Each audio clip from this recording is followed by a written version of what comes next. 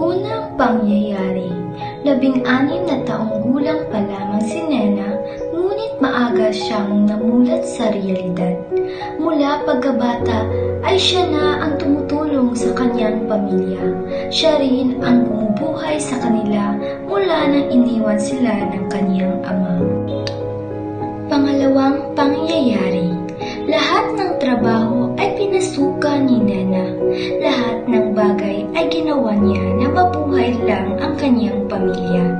At pinapangako niya sa kanyang sarili na kahit anumang mangyari ay iingatan niya ang kanyang sarili. Puri at dignidad dahil ito na lang ang mayroon siya.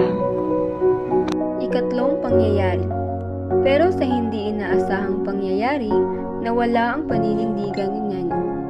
Dahil sunod-sunod ang pagsubok na dumating sa kanya, ay napilitan siyang gumawa ng bagay na alam niyang pagsisisihan niya. Bagay na sisira sa pangarap niya, bagay na sisira sa pagkatao niya. Kaapat na pangyayari. Hahayaan mo bang mamatay ang nag-aagaw buhay mong kapatid kapalit ng panindigan mo, kapalit ng dignidad mo?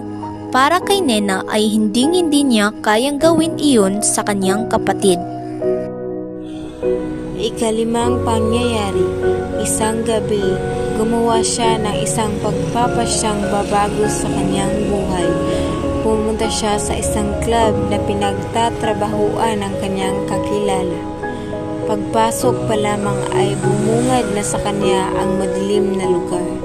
Tanging mga makukulay na ilaw lamang ang nagsisilbing liwanag sa lugar na iyon. Ika-6 na pangyayari. Sa di kalayuan, nakita niya ang mga lalaking nagiinuman at sa tabi ng mga ito ay may mga babaeng nakikipagkwentuhan sa kanila at nakikipagtawanan na parang walang problema.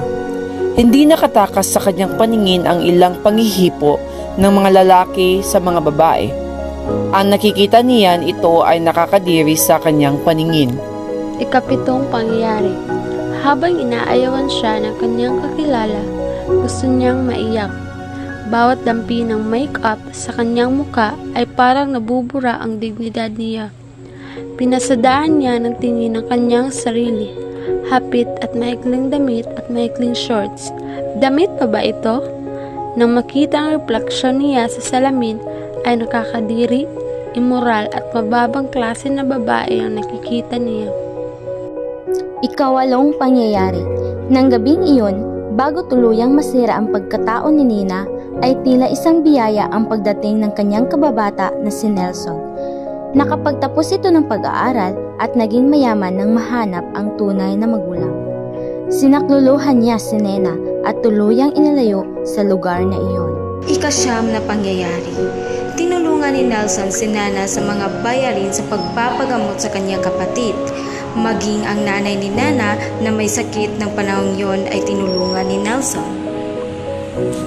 Ika-10 pangyayari. Dahil sa kabaitan ni Nelson ay nahulog ang loob ni Nina kay Nelson. Si Nelson ang kanyang pag-asa at tagapagligtas.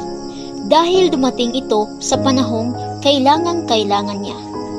Papasuko na siya pero nabuhayan siya ng pag-asa nang dumating si Nelson. Ika-11 pangyayari.